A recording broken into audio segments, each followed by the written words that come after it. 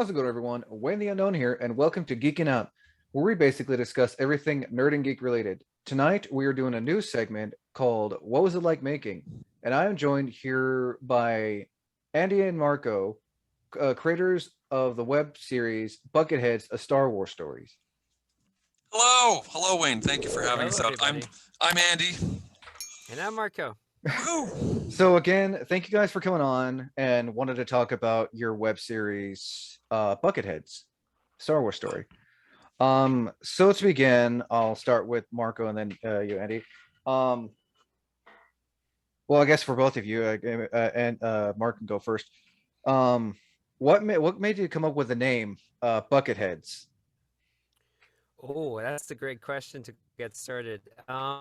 It's sort of a reference to Jarheads, which is a pretty well-known anti-war film.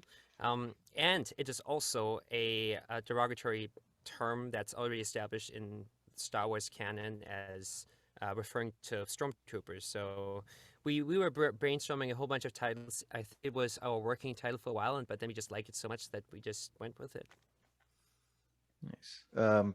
Same question for you, Andy. I mean, that's pretty much it. I feel like, did we have a working title before Bucketheads? I thought you had proposed something that I was like, God, no. And then what was the original name? So to be fair, I wrote the very first draft of the script, and so I was just like, I need to put a title on the page, and what I ended up putting on there was Pawns, A Star Wars Story. Pawns, right? Yeah, and I was like, I get it. It works, but no. But I mean, Bucketheads. They're pawns, right? Yeah. I mean, Bucketheads is a pretty clever name, and after watching, like I said, the first part where they're landing on Endor, the quality and the special effects is like literally watching, like Mandalorian or Book of Boba Fett, or even like the original Star Wars from back in the 70s. I have to say, you guys, the team you have does a really good job. Awesome. Well, we appreciate it, man. We very much, do leverage our film industry backgrounds and do our best to bring out not only people who are passionate on Star Wars, but equally have a wealth of experience in their respective departments. Nice.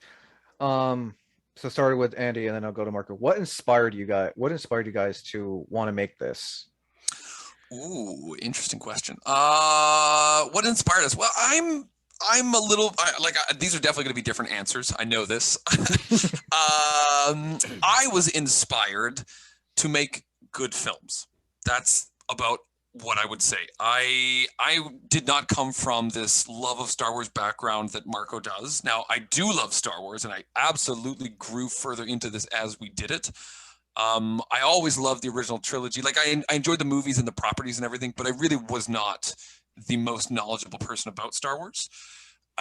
Marco and I met in Vancouver while we were sort of starting our careers as film industry professionals, and we ended up moving in together really quickly, and we both recognized we were looking to become directors of photography.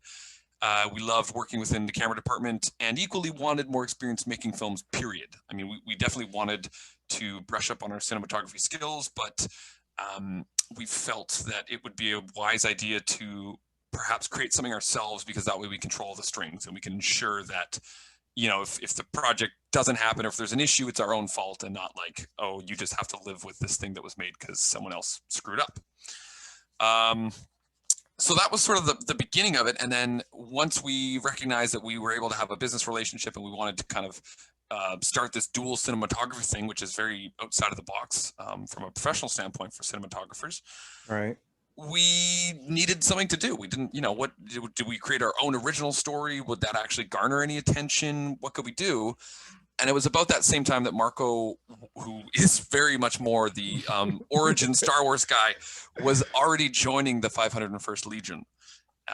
And we just sort of put it together. We recognized that not only did we now have access to a plethora of costumes, very high quality ones, especially with how high quality the 501st Legions are. Exactly. Yeah, that's the thing, right? These aren't like Ruby's costumes. These are like custom for every trooper that is putting them on, and they have more maneuverability and things like that. So that was an easy one, and also having access to a group of people who want to make this kind of stuff, who are willing to come out as volunteers and get this initial concept off the ground. So we saw a great opportunity in that. Plus, I do love high fantasy and sci-fi and stuff. I did like Star Wars. I just was not this passionate about it at that point. Right.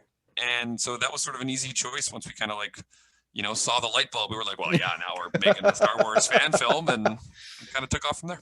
I mean, it seems to work. Same question for you. What was it, like and everything for making the series? Is that for me? Or Yeah, for yeah, Marco? yeah. Same question I asked That's Andy. that's you, Marco. Right. Okay. Well, it was a different question. That's why I wanted to clarify. What was it like? I mean, it was probably the coolest thing I've done in my life so far. Like, I'm super proud of it. I love where it started and where it went. Like, it seems like such an insane journey looking back at it now. Back when we started, we were just at the beginning of a film industry path, and we knew some people, but it didn't. Our network wasn't very wide cast yet, so we had just enough people to pull this off, and just enough the right experience level to do it right. But looking at what we did on the short film back then and now with the series, it's completely insane. Through the short film, we met so many more really passionate industry people who love Star Wars who wanted to join us because they saw what we did sort of like as a proof of concept with a short film, and then we proposed to do with a series drew in more and more people, and with that the project grew because suddenly we were like, oh, we can do this, well, let's do it. So that's how we were able to pull off some really intense stunts, the insane VFX opening sequence that is still blows my mind every time I watch it. I'm just like, how did this happen? We just met the right people through making the first short film, and as such, it achieved exactly what we set out to do. Like Andy said, we ultimately just want to make cool stuff, and I mean, you guys definitely delivered on that. just what we worked on. Thank you. What we Welcome. worked on just didn't really hit the mark. Like there was some cool stuff, but nothing where we were just like, oh my god, this is so cool. So we decided that we had to make it ourselves to see what we wanted to see, and now it's just it sort of like took a life on its own, and we're having too much fun to stop. Now, for the location of Endor, where did I'll start back with you. Well, I guess both of you can answer, whoever wants to answer first, because I know this is kind of a probably a same answer question. How did you guys come up with a location for Endor for Bucketheads? We walked onto a paintball course, asked to speak to the manager, and he loved it and said yes. And Yeah, I'm trying to remember if there was like literally anything else to it other than that. I mean, Marco, as he said, is very correct that when we first started doing this, we did not have a wide cast net for professional individuals who want to come help on a volunteer fan film project with a bunch of filmmakers who are, haven't proved their mettle yet. So Right. there was a lot of cold because calling. let's be real here for a moment. Fan films don't have the greatest rep, so when most people hear fan film, they're just like, oh, really? Oh. It's I true. mean, We're trying to change that.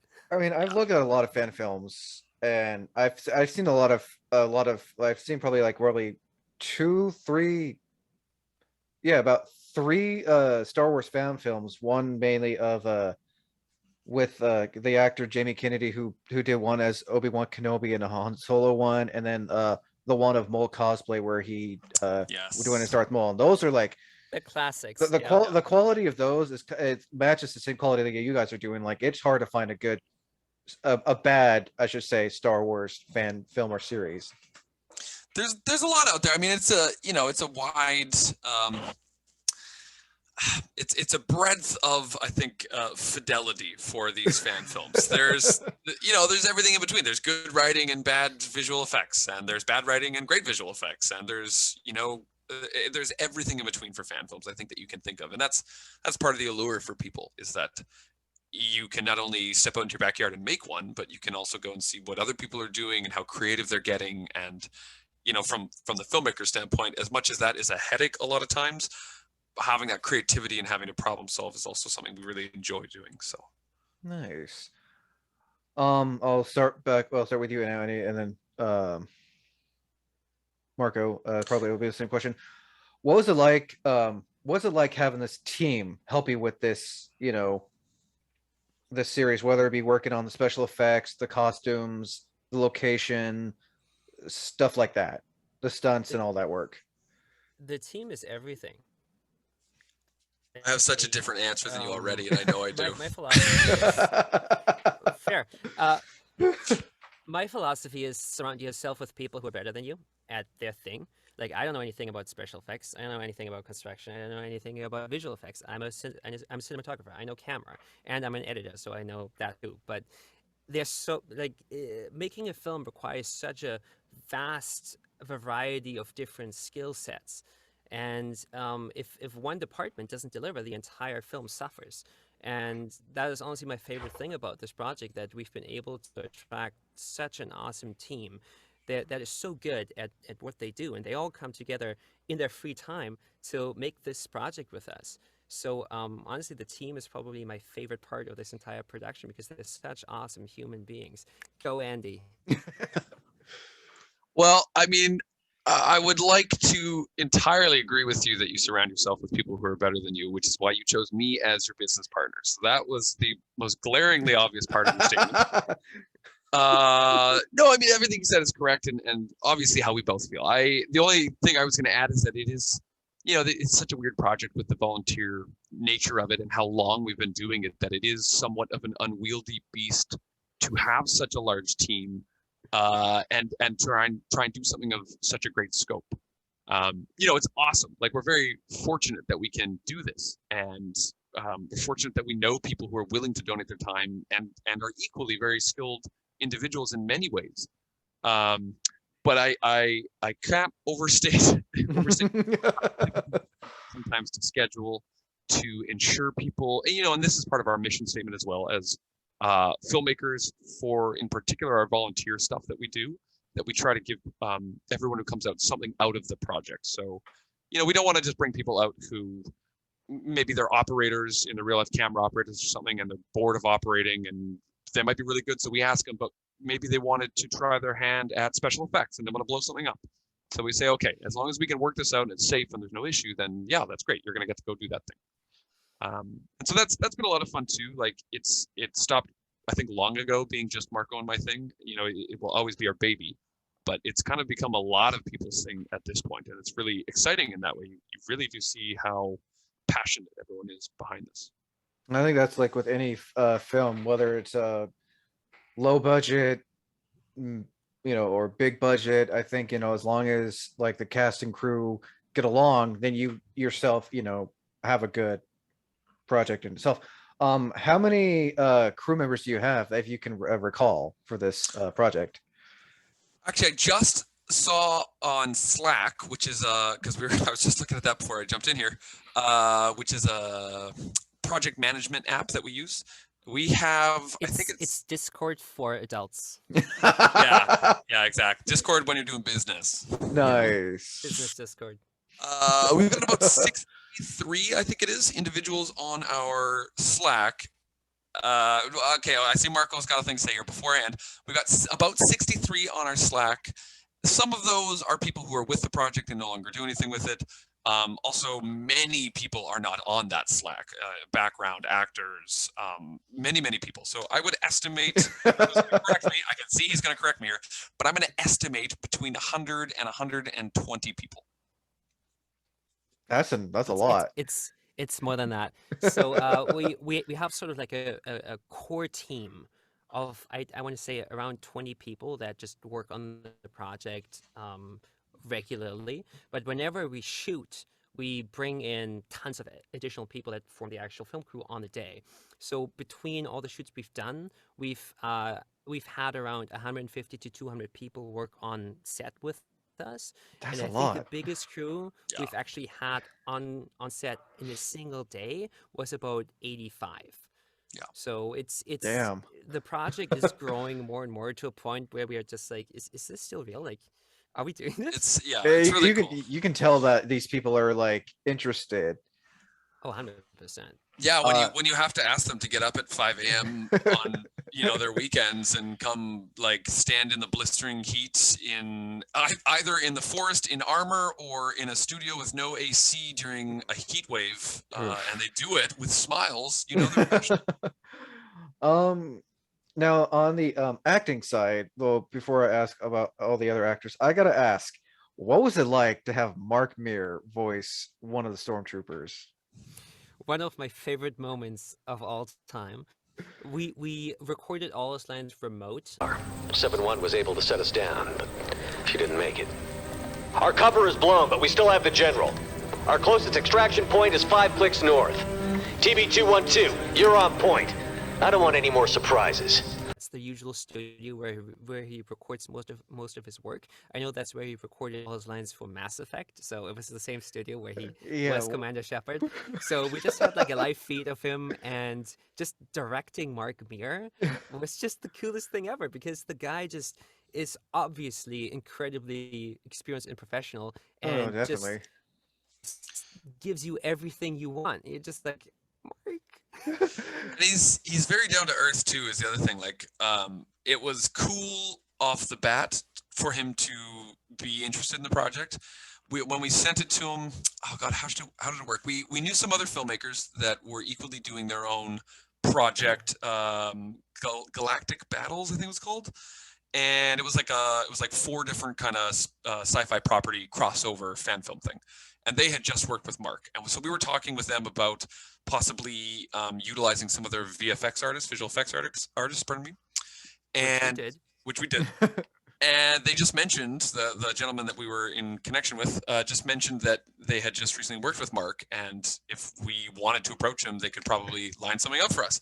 And so we said, heck yeah, let's do that. And at that point, all we had was a rough cut of the original Bucketheads, missing all of the visual effects. And I don't even think it had any real music in it. We had temp stuff that we just thrown in it. Yeah. It was very diamond in the roughy, but it was there. Like we did have a real story structure, and there was some stunts and stuff. So sending him that, just kind of crossing your fingers, like I hope he also sees the diamond in the rough that this will become. It sounds like he did. I mean, and he did, yeah. And that was really cool. I think we had tempered our expectations of like, go away, fan number 20 million who sent me something they want me to be in. But he was super into it, so that was great. Nice. Yeah, when I was watching the episode, I had to really listen. Is that who I think it is? Like, no way. So I look on your guys' IMDb, and I'm like, holy shit, that's fucking Mark Meer. Yeah, super cool. Commander Shepard, man, that's awesome. Man, we felt the same. Now I noticed you guys are working on, what is it, part 2 or episode 2? It's part 2 of episode 1. Okay. It's a bit complicated and confusing, and we didn't mean it to be that way. But ultimately, because of the scope of the project and it's still being volunteer, it's very hard to gauge how long it's going to And take. it doesn't help with COVID as well. Oh, COVID. And everything came together to sort of like make life harder for us. So we realized that, okay, we shot Endor, which is the prologue, the opening of episode 1. There's 2 more parts to episode 1 that are roughly the same length, potentially a little bit longer. But so we could either wait until the entire first episode is finished, which we released almost a year ago. The second part is almost done, but still not quite. So we could wait until, I don't know, 2020, the end of 2022, 2023, I don't know, to release the entire episode. But that's so long without any content, and obviously we want people to see this and also just keep it alive in people's minds. So we decided instead we're just going to at least release the prologue by itself, because it does sort of stand on its own, even though it's very open-ended and it's not a full episode. That's why. But it got people excited, and we were hoping that we could finish the rest of the episode within a reasonable time frame. By now. But It's sort of by now. Release part 2, and then we have to release part 3. Yes. All right, And I once remember. that's done, we're planning to release the entire first episode as a supercut, as it was meant to be. Nice. So Yeah, part 3 will just be the full episode. There's not going to nice. be on its own. It'll be recut with 1 and 2, so you can see hopefully the 30 minutes Nice. of Ep1 that it was Yeah, supposed to no, be. I was like looking at some stills, and I think you guys were saying it takes place in the Coruscant Underground of 1313. We have some Good going, very new location. I mean, new. I know 1313 has been explored before, but I guess new to the big screen locations that. Oh we're yeah, seeing. no, I mean, I remember it's kind of related to 1313. I remember before Lucas sold his rights to Disney, there was going to be a Star Wars 1313 game, which was like kind of in the gameplay of Uncharted. And I remember there was like you can like I go would online and look at love like that. you can look like on a 6-minute demo video of the game, and it looked like it was really, really cool. So the fact that you guys are kind of like, and I know there's been others who've done short films of Star Wars 1313, but to see more of the 1313 location that you really only heard about or seen here and there, I think that's gonna be cool, to be honest. Totally, man. Absolutely. We feel the same. Like we took inspiration very much from that 1313 E3 demo from, I can't even remember what year that was So anymore. I think But that's like 2016 or something. yeah, I Even think earlier, 2013. anybody who's Oh, ever so long touched ago. a video game knows of that E3 demo, because we were all very excited to be bounty hunters in the Coruscant underworld, but it never panned out. No. And the other thing that's really cool about 1313 for us is it gives us the opportunity to go into more darker neon cyberpunky territory, which is a really interesting visual style that we love. And you don't really So- see a whole lot of that, except if Exactly. you like, unless you like watch the Clone War series Right. on like Disney Plus or something. And this is where we're hoping too that Absolutely. we get to separate ourselves a little bit from other fan films, because we know that we've done our research on what other Star Wars fan films are about and where they're set and all these things. And the common thread, which is very understandable, is that they're all set in the forest, or a vast majority, or a desert planet. We don't have easy access to the desert stuff here in Vancouver, in Canada. It's more forest and mountains and everything. Yeah, but so we're happy that we get to take this out of the forest. There's no issue for us being in Endor or anything like that, but we do understand that, like Marco said, people, I think, hear fan film, they see it's in a forest, and there's an immediate sort of turning off of, okay, I feel that I can see already the fan film qualities of this. So we're really excited to show people that we're more than just running through the woods, and we've got some cool sets coming up. Oh, I mean, that's pretty cool to look forward to. Where exactly are you guys filming, if that's okay to ask? Where are you guys filming the set for 1313? Of course, our studio where we build those films is in Langley, British Columbia. I think you have to say more than just Langley. People don't know where Just Langley a little is. bit further south. Hey, it's the west coast of Canada. Yeah, people know okay? Vancouver, not Langley. I've never heard of it, but I think that's cool that you guys have your own studio. So when it comes to, when you can't film on location, you can film on set, which sometimes Yeah. I know makes it easier for a lot of people. It's gonna be a lot more crowded though. I mean, I think any filmmaker would take the studio at the drop of a hat. It simply comes down to how do you get access to this, right? A studio oftentimes is much more than just a warehouse. It's a soundproofed area. It has particular phase and particular 3-phase power and power things in general. There are more things that you need in that than just renting out a warehouse, especially for a project like ours, where we have a crazy production schedule that is very liquid. So yeah, we're fortunate that the building manager is a part of our project, and he helps us out immensely. Nice. in doing That's always a good thing. I mean, like I said, again, referencing the old Star Wars, a good chunk of the original trilogy was filmed on a studio, and probably like 1 or 2 areas, mainly Tatooine and Yavin were the only location sets. Other than that, everything was in a studio. And it gives you so much more control.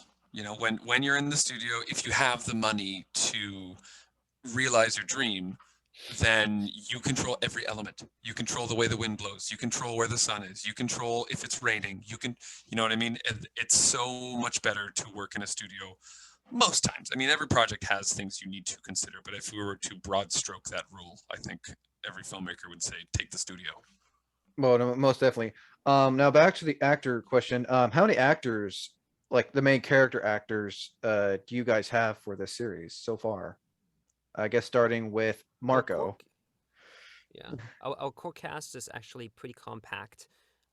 Almost every stormtrooper you see is a member of the 501st Legion, and we just have a roster of people that we draw from based on just who is available. So our core cast is Troy Mandel, who plays our protagonist Torn Soretta. We have Victoria Suter, who plays our number 2 Nomi. And it's nice to see female and- stormtroopers as well. Correct.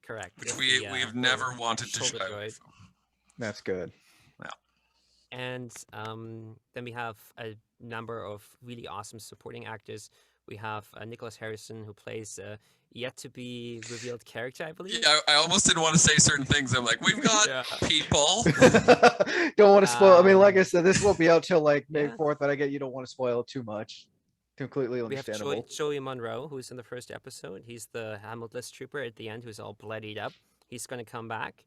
And then Steve Davey, who you know, is actually playing the physical form of Mark Miller's character. So Yeah, I, whenever you I see saw that. I saw like a quick little like, hey, there's Steve's head, and he puts a helmet on.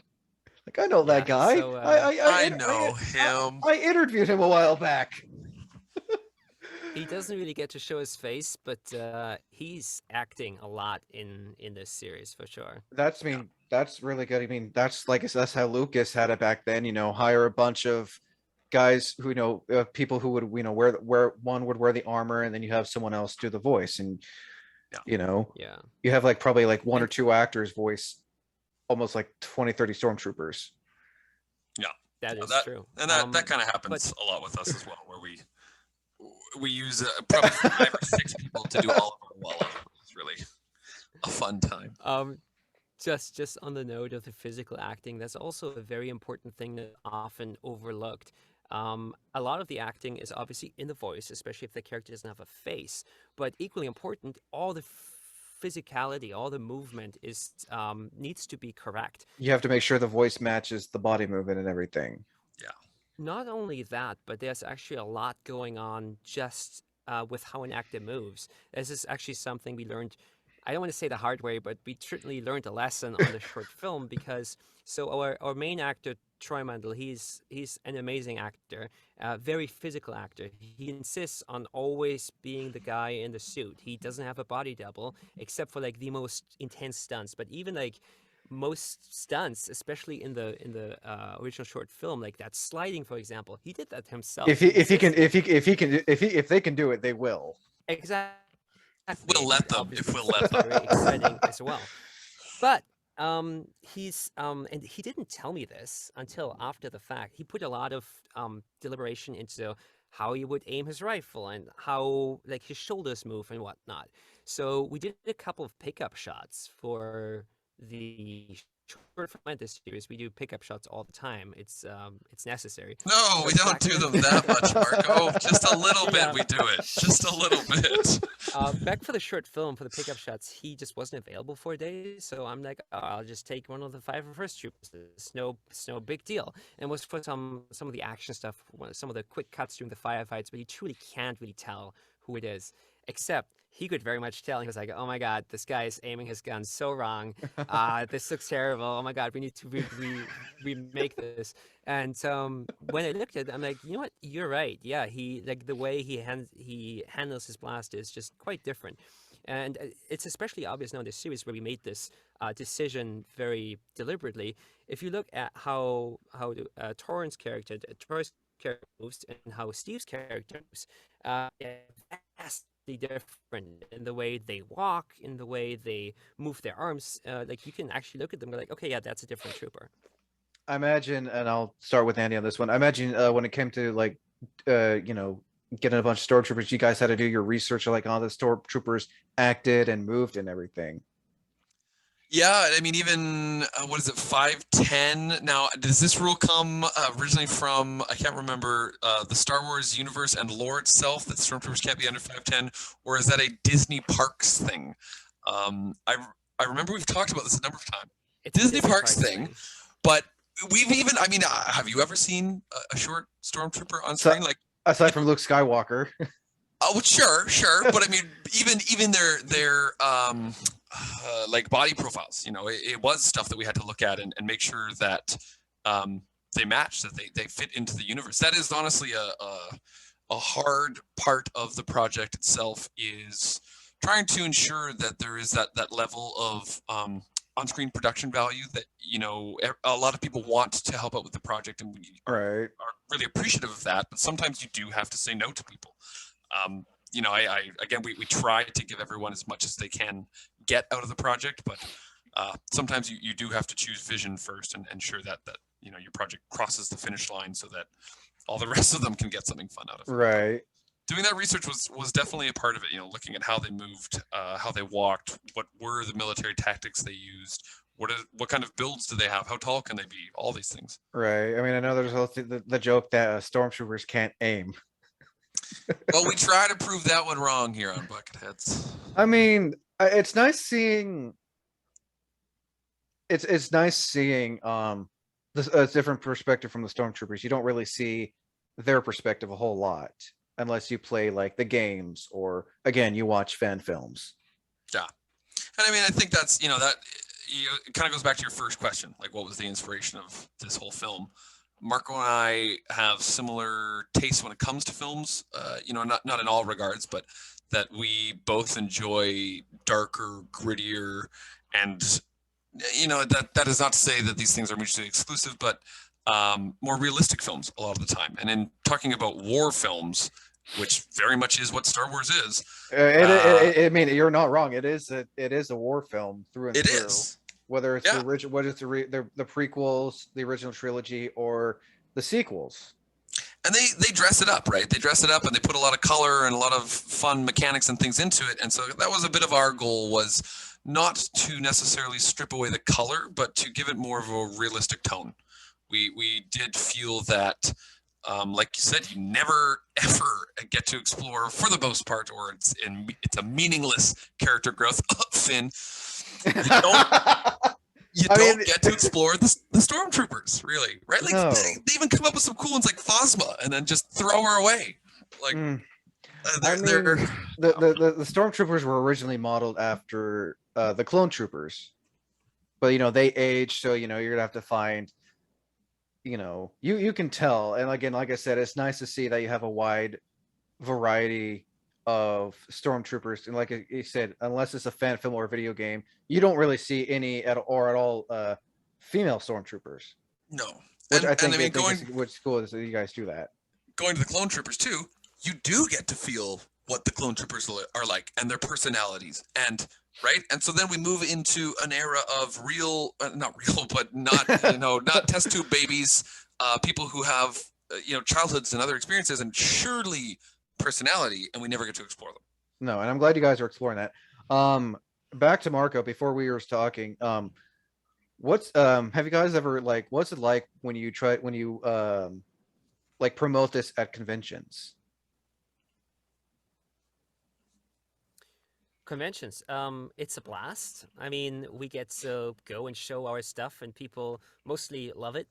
I mean, we the very first con we went to was Dragon Con 2018. That's where we premiered the short film. It was the first public viewing, really, that was outside of just cast and crew, and that was an amazing experience that will stick with me forever, because before the con even started, we're just at our first film festival with our first film, and before the con started, they gave us the Spirit of Dragon Con award, out of nowhere. We're just like, what is happening? This is amazing. And through that experience, we get to meet so many like-minded people. Andy got to meet his now wife, which is great. Congrats again. Hot geeky wife. Yeah, and just friends for life. We met this group from New York City, and they're really good friends now, and we love going there to visit them. And not to mention other people that help on the project as well. One of our executive producers, costumers, prop master, an integral person in the project, Aaron Harrison, is someone we met at a convention. With Mark was there, and Mark introduced us and made that connection. It was Prince George that we really hammered home that connection with Aaron, and now he's a huge part of the project, and he does a ton of our props and costuming and all that stuff. I mean, he's the guy. Nice. Yeah. Now one thing I want to go back more into, and I'll start with you. How did you come about hiring people to do the visual effects? Because I know you can't always do practical effects. There's always that once or twice. I can see Marco. Yeah, it's not school, Marco. You don't have to raise your hand. I'll start with Andy first. I will go to you, Marco. But first, Andy, how many? Well, first off, I guess, how many visual effects artists do you have? Because again, like I said, there's always that time in a film where it's like, okay, we can't do this practically. We're gonna have to like use CGI or claymation or something. I don't know if I could say at this moment how many people are working on it. It's a lot of the same challenge we faced with on-set crew and stuff too, that we do rotate through a number of people because of schedules and personal life stuff. And interest in the project wanes for some people as well. And that's all good. It's not like people have to be attached to our project for life. So it's a bit hard for me to say at this very moment how many VFX people are attached. I think at sort of any given moment, I would say between the Unreal stuff we're doing, I was going to say about 7. Marco's got six fingers up. I was going to say 7, but yeah, so probably 6 to 8 somewhere in at any given moment are people always working on the project. Nice. And I just have to jump in here with the origin story of Tom Rolfe, who is a visual effects coordinator since the very beginning. Because it's one of those other random coincidences that just happened. It was the best thing that could possibly happen. So I joined the 501st Legion, which is the amazing Star Wars costuming organization that we Best use. organization by far. They're beautiful. Yes, they are amazing. And at the time, I think it was 2017. July 2nd is Canada Day up here in Canada, which is July 4th, and we do a big parade in Vancouver. Marco. What?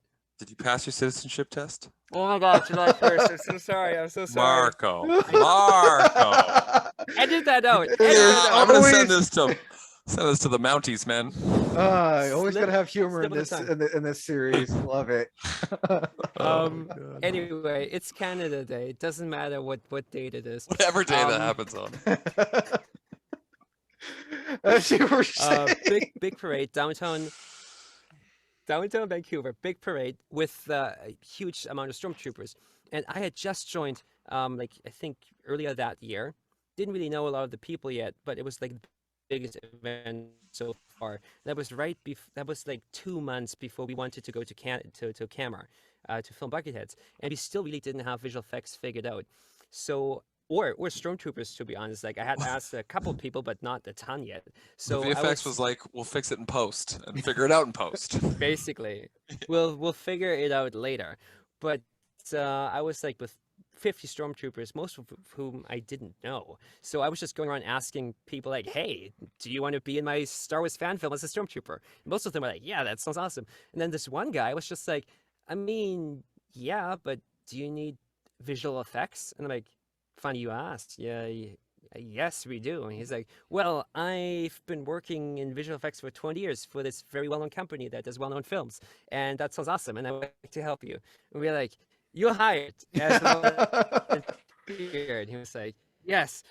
And that's how we met Tom, who is like truly amazing. Like, if you look up his IMDb, he's done Lord of the Rings, he's done Harry Potter, he's done tons of huge movies as a compositor. What's his name? Tom Rolfe. Rolfe. Why does that sound so? I think I've heard of him before. I was pretty amazed when Marco. He's in our credits. When Marco came home and he was like, because we were living together at that point, and we had been figuring out the project or whatever, and he's like, "Yeah, I got this visual effect guy I just met on set," and I think we had already maybe pitched to the 501. We had like a little sit down meeting with them in a bar and done out like a one sheet and just given them some information, but still had not had the VFX stuff sorted. So yeah, he came home and he was just like, "Yeah, I've got this guy, and like I met this guy, and he's amazing, and like he'll be our guy." Yeah, I'm looking at him right now, and one of them is One of them is one of his credits is Bucketheads, New Mutants, Oh Alien yeah, versus absolutely. Predator, V for Vendetta. Damn. I mean, from Tom Rolfe to Mark Mir, you guys are like, And that's the caliber of people that we just seem to attract with this project. Like basically every second person who's on this project has a similar resume. We're just like, how are these people Annihilation, so Project Beyond, just Alice through the wanting to Looking do this every Glass, time? I mean, Man of just for Steel, them to say, damn. yep. Yeah. Iron Man, Harry Potter, the Half Blood Prince, Hellboy, 2000. Jeez, I wouldn't mind talking to this guy one of these days. Yeah, he's a very experienced He loves doing individual. interviews. I Yeah. mean, if you But guys, like if feel free to send him my way. Well, if I you mean, want to get him on for a yeah. podcast, yeah, I'm sure we could mention it. There's no issue. Yeah, no, I mean, but no, I mean, from what I've seen, what visual effects I've seen, I mean, it's you can't even. Again, it's like watching the original trilogy. I think you guys honestly did a good job. Thank you, man. I mean, that's that is all Tom and his team. It's not just Tom either. Francois, another individual who's been with us since oh my gosh, the very beginning. He's done an amazing amount of work on it, from modeling to lighting to texturing. I'm actually not sure how much texturing he's done, but he has done modeling and lighting. A I know lot. that. He's done an immense amount of things with the project. So Nice. Tom, I think Tom has really been able to retain kind of a core of like 4 or 5 sort of more senior VFX artists, and then he works with, I think, students and up and coming individuals to help parcel out some of the work too. Nice. Yeah.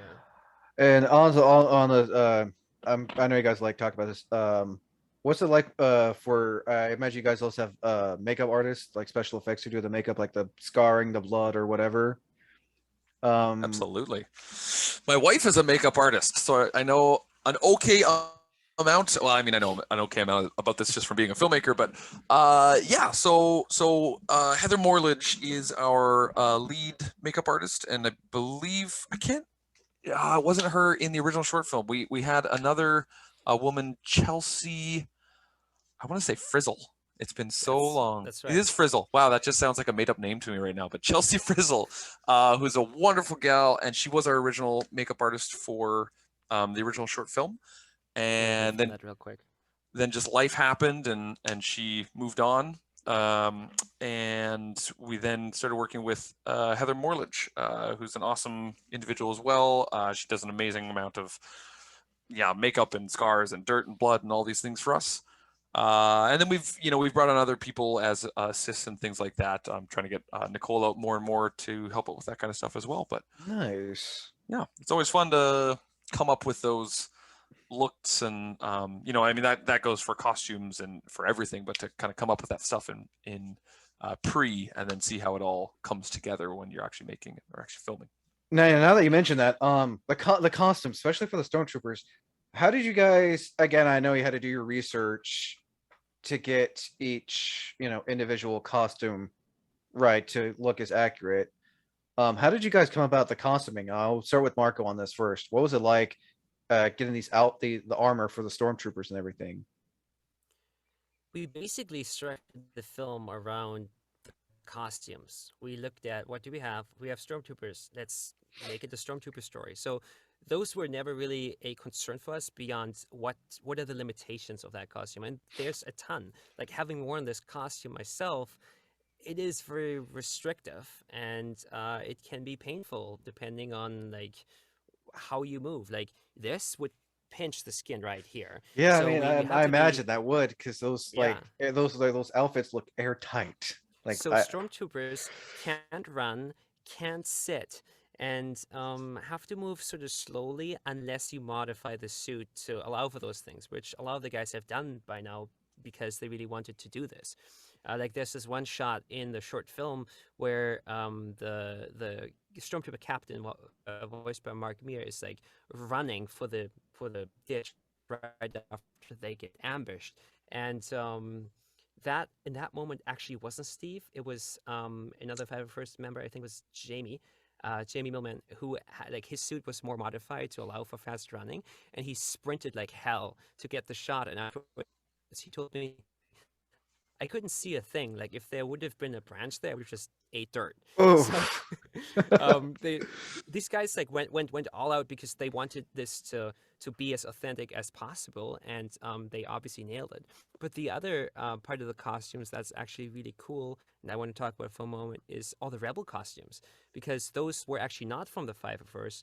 Those were built by our costume designer Aaron Harrison. shout out And to he had Aaron. to, yeah, Yeah. he's awesome, Yeah, man. and he painstakingly recreated the original Endor rebel costumes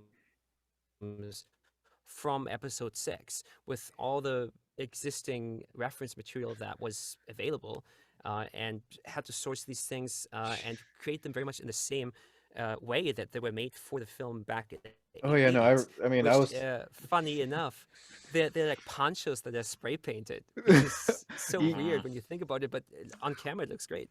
Oh yeah, no, I was like, again, I was looking at those. The fact that you guys made it, not your crew and everything to make it look as accurate to, the original film, from the Rebels indoor outfits to, the stormtroopers outfits.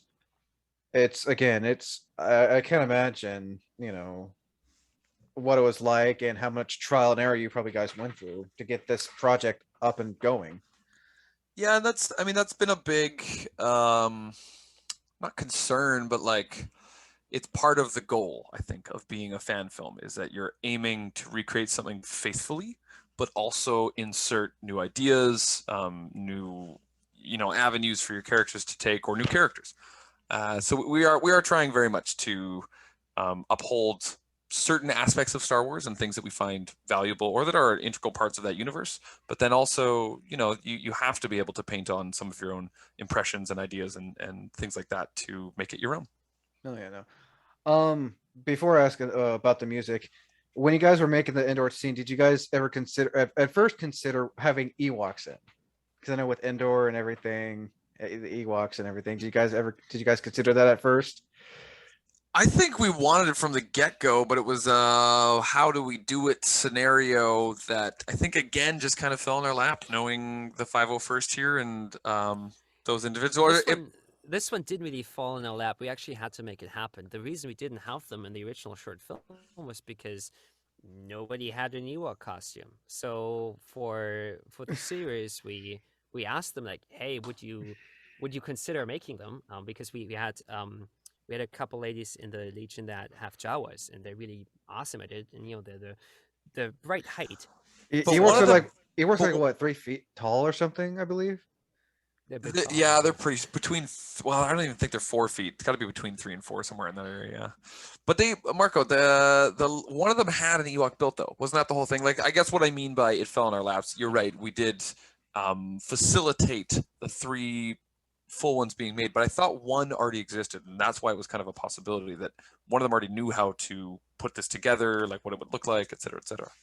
One of them was thinking about making one, and just when we talked to them, we really pushed for like, hey, you should really make that, and you like the other two really didn't want to at first, but when I told them like, hey, this is what it's for, they were like, okay, let's do this. Who is that? That was Sarah Diamond, Valerie Hoy, and I'm forgetting the third individual's names, but a gaggle of lovely ladies. I'm So, also yeah, if- blanking on the third name, and I feel horrible for it. I'm sure the ladies will appreciate all the same that we that was really cool to have them out and to be able to do the Ewoks that time around. Deidre. Yes. Deidre? Yeah, Deidre. Deidre. Yeah. Now the music. One of you guys can answer first. How did you come about the music, making it sound like it was done by John Williams himself? We actually hired John Williams himself. Were you so- serious? I was gonna say. I mean, No. I wish. I mean, from who you got to be like from the 2 professionals you got to have on this, I would have believed you. We got the second best man after John Williams, which is Samuel Kim. He's an amazing composer who sort of, I want to say we came up together. Like, I met him back in 2014 on like a super small thing when he was just at a school, and he's just been he's proven himself to be an amazing composer, like straight up.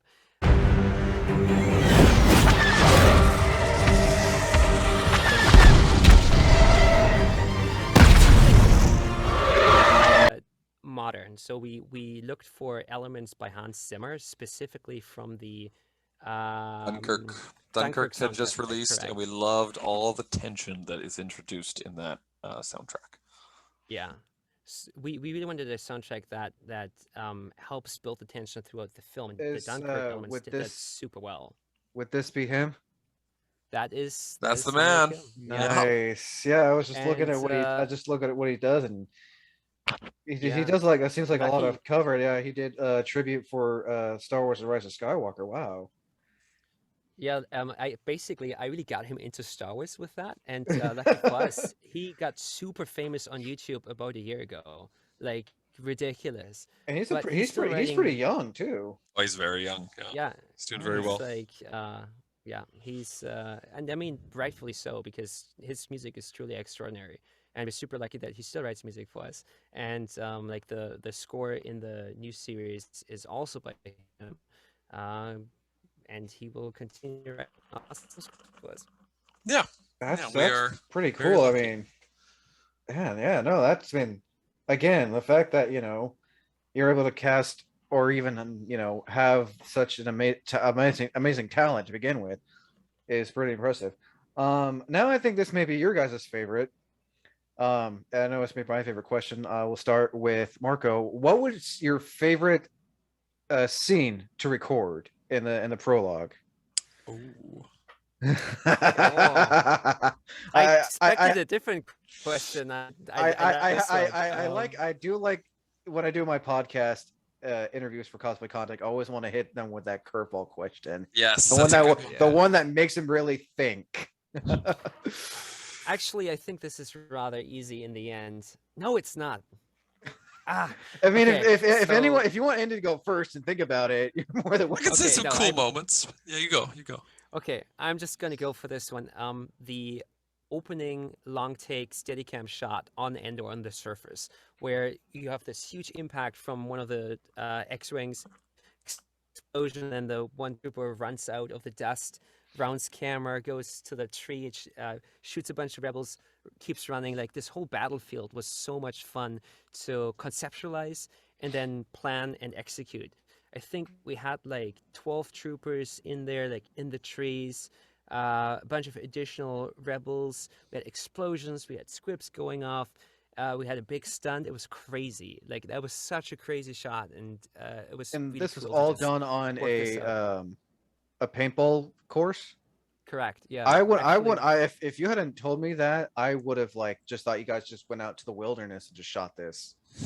Well, technically, we kind of did, because the paintball course has like a main area that actually looks like a paintball course, but then the surrounding area still belongs to the property, but is not really modified for paintball. Like, people can still use it as a play area, but it was sort of like cordoned off for us. But the main paintball course was actually still active while we were shooting. So we had some curious paintballers who like get close and like, what's happening here? And we're like, please don't. Oh my gosh, not even just that. We had that. We had for either the prologue shoot or the original short film shoot, we had to have our cast and crew and anybody who arrived during course hours to come through with a high-vis vest and glasses and have their hands in the air, because you had to walk through the active paintballing area to get to our set. Like, don't shoot. Yeah, exactly. Nobody ever got clipped with paintballs, but airsoft. A number of us got tagged while we were location scouting for the prologue. The course was active, and we were walking around looking. And one of our stunt coordinators, Chad Riley and Sean McGee, co-coordinate the show for stunts. And Sean McGee got shot in the beard a couple of times. Not the beard. There are two departments full of people you don't want to piss off. It's grips, because they're big, strong dudes who do a lot of blue collar, and it's stunts, because those are guys that are used to fighting and hurting themselves. And he was not super happy when he took those shots to the beard. And I remember him be like, if those kids show themselves, I will destroy them. Like, okay, let's keep going. Like, let's not ruin paintball course for these kids. Same question I was asking Marco, Andy. Oh yes, favorite scene ever shot for either the short film or the prologue episode? Either, I would say actually for what we're going to release for chapter 2, probably has my favorite stuff that we've filmed, especially for Bucketheads. I'm not going to say what it is because I will just have to let you guys watch it all. But I think my tippy top favorites would be in this upcoming chapter. Like Marco said, that battle was a ton of fun to film. Like Marco and I very much both enjoy doing action intensive stuff. You know, plus it has all the sci-fi elements. I mean, that's what Star Wars is all about. If when you think about it, it's not just about politics and everything. There's a lot of action. Tons of action, yeah. And then, you know, the fact that Marco and I were able to, I mean, along with everyone else in the project, but to eventually come together with quite a good blend of special effects and visual effects. Like, it's just a lot of fun to work with Zergs, you know, and have sparking paintballs and dust paintballs and dust can explosions, just lots of different techniques for special effects. So that was a lot of fun to piece together. I would say this actually wasn't fun. It was a cool scene, and I wish the way we had filmed it had changed, but through things that were outside of our control. The Ewok scene in the prologue, that was a challenge to shoot. It was actually supposed to be shot at the end of that day, and we brought out our rigging guys, our stunt team and our riggers, to put up a big metal truss, probably 30 feet up in the air. And I believe it was strapped between, I think it might have actually been 2 trusses strapped between 3 trees, sort of like in a house triangle kind of shape. Yeah, I know what you're talking about.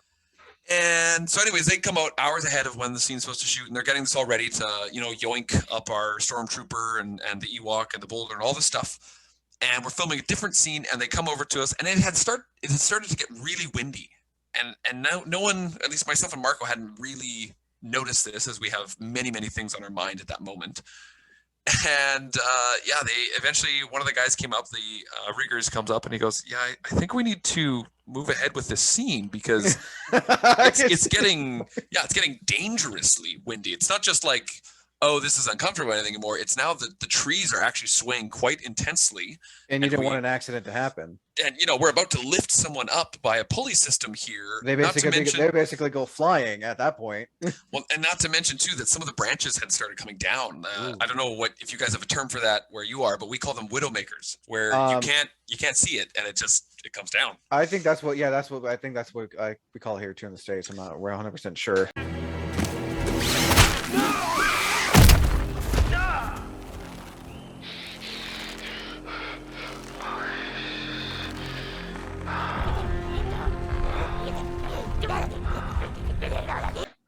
So another, like, I think about the time he came up to me, one had just fallen sort of in the area we were filming. And so it was like, you know, this was our final day of filming. This was a very big scene in the middle of what we were about to release. Like, for all these reasons, it had to be done. So I think we even put a stop to the scene we were on. We moved over, we got the Ewok scene captured and moved on. But it was quite nerve-wracking. You know, it was basically at a point where they told us at any moment, if they deem it, they're going to shut it down, and that's it. And they won't go ahead with it, and we just have to live with that. And there's not much you can say when that involves people's safety. You just go, yeah, all right. Speaking those of people, actually did stunts on War of the Planet of the Apes as well. Like, they are real true professionals who know exactly what they're doing. Much more than just Are you talking about War of the Planet of the Apes, the film that came out a couple of years ago, where it was like what Andy Serkis played as Caesar? Yeah. Wow. Yeah. These guys have done a big one that they did the stunts on. Yeah, they've done a ton of things.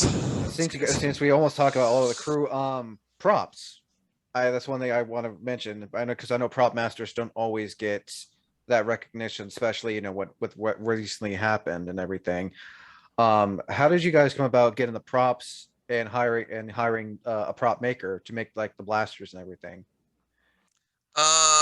We have sort of like a unconventional structure when it comes to props in the art department. Andy, do you want to take this? Well, I was just going to say that actually this is what I mentioned before too, that we met Aaron Harrison at a convention, and this Aaron Harrison is his name. Okay. He's done same as a lot of these other professionals on the show. He's wildly experienced, master leather worker and just a prop and costume builder in general. He's done, I believe he built the Deathstroke suit on, is that Green Arrow or is that Flash? I can't remember. How do you Arrow. how do you pronounce his Green name? Arrow. Aaron Harrison. Is that what? Like Harrison, and Aaron is Aaron. Okay. So yeah, if you check out his IMDb, you can see he has an immense history of work. So we were really lucky to meet him, and he was excited to participate in the project. And we brought him on. And initially, you know, typically when you're working on like big shows and stuff, your prop master and your costume designer effectively are very different people.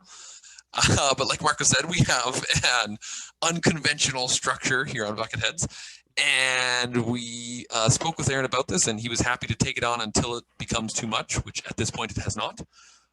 And so he's handling both the prop master responsibilities and the costume designing, which has been really cool. He absolutely slays it, which is obvious.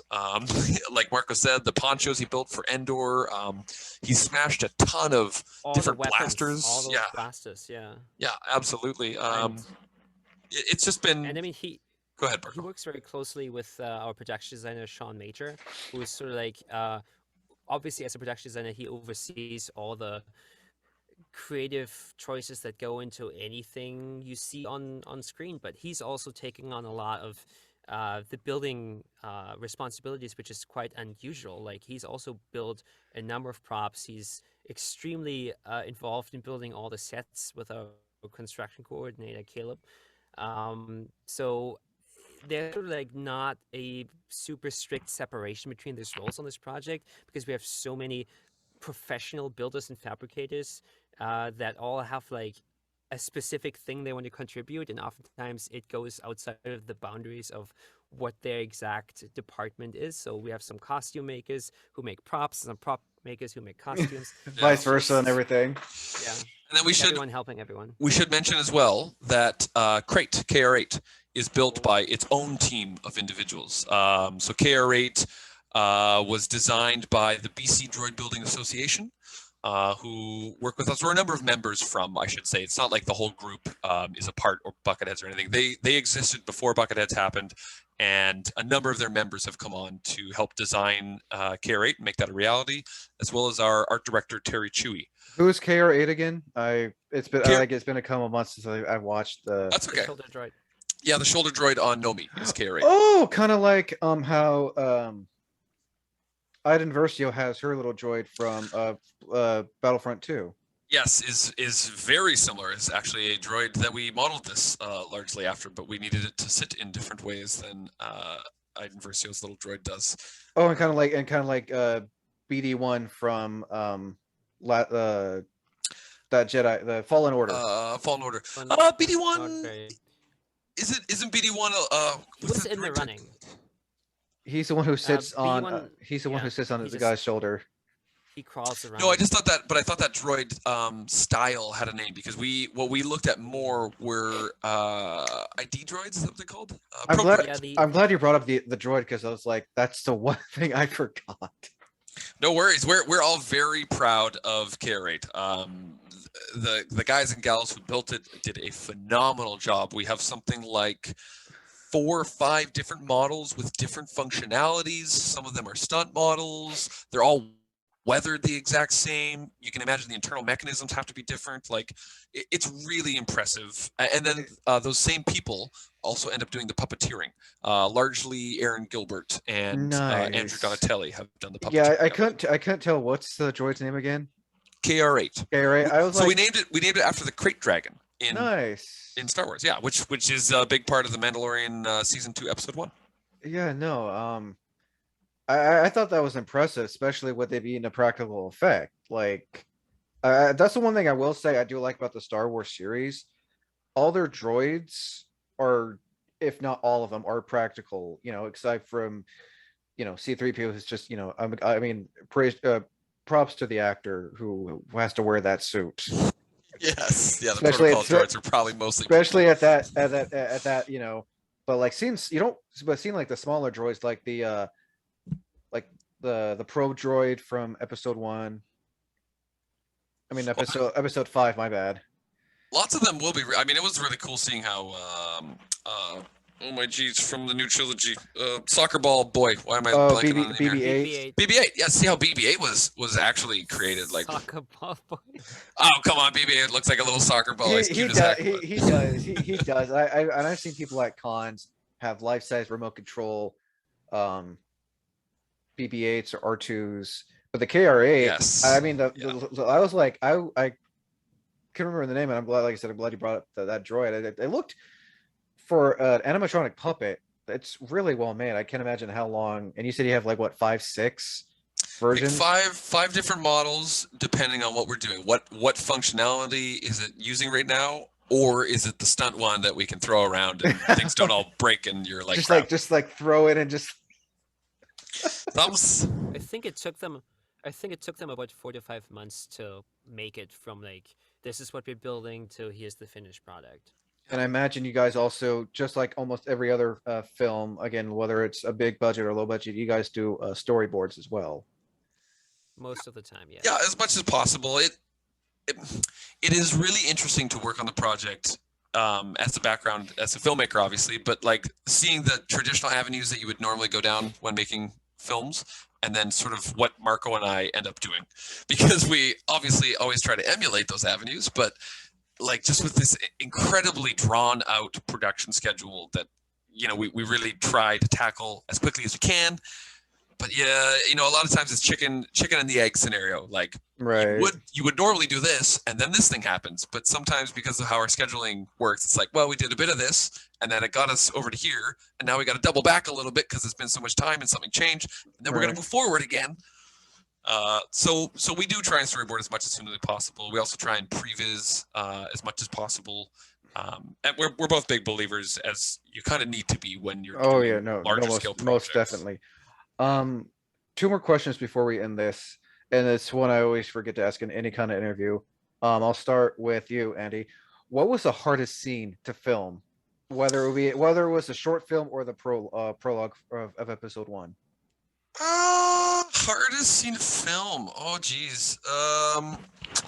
From a technical perspective, I think what we have coming up is going to be the hardest to film. We have been attempting a foray into true virtual production for quite a while now, and it's a very difficult process of filmmaking to overcome for a number of reasons, but we're quite close to getting to tackle that.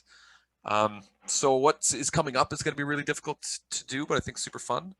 And other than that, I think, oh man, I think also in chapter 2, what you guys are about to see, purely for the set building, that, you know, while there is design that was done at the paintball course and stuff, what we have designed for this upcoming release, oh wow, I mean, you know, from the images you guys sent me to use as a thumbnail, it looks like there's a lot of tight like spaces and areas. yeah, and just that it was all a full custom build that was quite a large space. Not to mention like a lot of dark areas too. So imagine, you know, having to wear a stormtrooper helmet and while also in a semi, you know, a not well lit space is not going to be an easy task. And that same set, probably that you were looking at, I'm imagining it's the one. What we most recently shot. We shot in a heat wave in a studio with no AC, Jeez. with a bunch of stormtroopers and other people in costumes and masks, and yeah, it was hot. So I'll put that one It up. was like, yeah, oh boy. It was like 44 degrees Celsius, I think. I'm trying to do Fahrenheit right now. I think that's like 115 to 120. Like it's Somewhere in there. hot. Jeez. Yeah, it was bad. Yeah. Same question for you, Marco. Hardest scene to film, whether it's the upcoming one or from what you can describe, or from the short film, or from the prologue episode. Well, I think Andy covered what's upcoming quite well, and I agree that was really challenging. In terms of the prologue, I would say it was probably the Ewok scene for the reasons that Andy described, just because I was like losing my hair filming that, because the entire time in the back of your head, you're just like, there's a possibility we just have to go home right now and lose all of this, and this entire project would just fall apart at that moment, and nothing it's more stressful than that. That moment, you're just like, oh my god, I just gotta Oh, get this. I just gotta get this. I oh, just I'll gotta bet. I get mean, this. especially And with then Ewok actors being so short and the wind being that strong. that's I'm not trying All to. of I'm it. not. I'm not trying All to. of I'm was it, not trying to yeah. poke fun at short people or anything. But I know Ewok actors are fairly short and they're very. They're fairly. Light. They can be fairly light people. And imagine with the winds you were telling me. Yeah. That sounds like a nightmare. well, at least. But honestly, the big thing was just also having a guy strung up at his like ankle, hanging upside down there, and just making sure that he's okay. And I mean, he's a trained stuntman and he knows what he's doing, but still, like with every stunt, there's a bit of a I hope this doesn't go Yeah. south, and it didn't. Like don't die. Uh, Cross your but fingers. Yeah. Cross your it was a fingers. Close really your eyes and pray. yeah, it was a really complex stunt and probably like the most complicated stunt we've done up to this point. And Probably, then yeah. the other thing is you also had to coordinate like 6 stormtroopers coming up, stepping over a fallen tree when they can't see below their chest, essentially. Make sure none of them fall. All of them like look good doing what they're doing because sometimes they don't really know what they're doing because they can't see, right? There's just so much to look out for and make sure it all adds up and looks Well, right in the plus end. So that was plus probably the most stressful scene. And plus the cinematography of that whole moment itself was there is one shot that you actually see the boulder come down and crush the Ewok, and I mean that itself was 4 shots stitched together from a Yeah. locked camera, right? So that itself takes time. You have to set the camera, get the frame right, lock it, go through the first thing, make sure that all worked out. Okay, nobody touched that camera, no one touch anything remotely near the set, unless you need to be there. And there's wind blowing, It's and it's kind of like stop motion in a sense. Where is yeah, what exactly. It is very much similar to that. Yes. nice. Now the one question I always ask towards the end of these. I'll start with you. Any advice you would like to give to anyone who's considering on getting into this kind of business, whether they want to do like a fan film or just something as a hobby? Like, what advice would you like to give? to channel Shia LaBeouf, just do it. Sorry, that's terrible advice. Super not helpful. No, it's honestly like get out there and just start filming. Honestly, that's the best way to meet like-minded people and start building a network. But beyond that, what do you think, Andy? Yes. I mean, I would say basically the same thing. Doing is the number one. I think it's very intimidating to start for a lot of people. I totally get that. I don't have the equipment. I don't have the skill set. I don't have the actors, whatever. There's so many easy ways to make excuses. But you just got to get out and start. You're not going to learn the techniques or the real world challenges that you'll face from simply reading and watching podcasts and videos and stuff like that. Those are all good, but to really do, you got to do. The other thing I would say is just to don't be afraid to jump at opportunities. I think everybody has to start in this industry in particular. It's so difficult to find anyone that just skyrocketed to the top. Most of us have climbed quite a hill of Mount Everest of working gigs you didn't think were worth your time and doing a position that you didn't even really have interest in, but maybe it let you meet a person at some point that then became a valuable contact down the road. Oh, I mean, definitely sounds like it. Yeah. Send your script that you're working on to somebody who actually ended up really enjoying it, and now you've got someone to work on it with. Whatever it's going to be. Those opportunities happen a lot of the times because you showed up. So just like Marco said, first go make a film, no matter what it is, just do it, make it, and then you'll learn a ton. And number two, if you're ever asked to go work on other people's, if you're early in your career, go do it. Absolutely do it. It's good. Just It's good jump into it. experience for sure. And connections. Yeah. Everything about this industry is connections. And You are if as you- good as the people you know. And if you don't have actors, just find friends who love, acting or voice acting or whatever. Sure, do that. Do found footage style something, right? Use yourself. You could be your own actor. Be creative with your cinematography and just have locked off shots for all things. But that's okay. It doesn't mean it's bad just because nobody's actively panning or tilting in any shot. It's okay. I can't agree anymore. I think that should about do it. Again, thank you guys for coming on to want to talk about Bucketheads, a Star Wars story. And again, I have to thank Steve for. I really have to give. If it wasn't for Steve, this. I don't think this would have happened. Like I have to give him a really big shout out to Yes. making this happen. Well, we love our Steve too. So. Definitely. Go, Steve. Go Steve.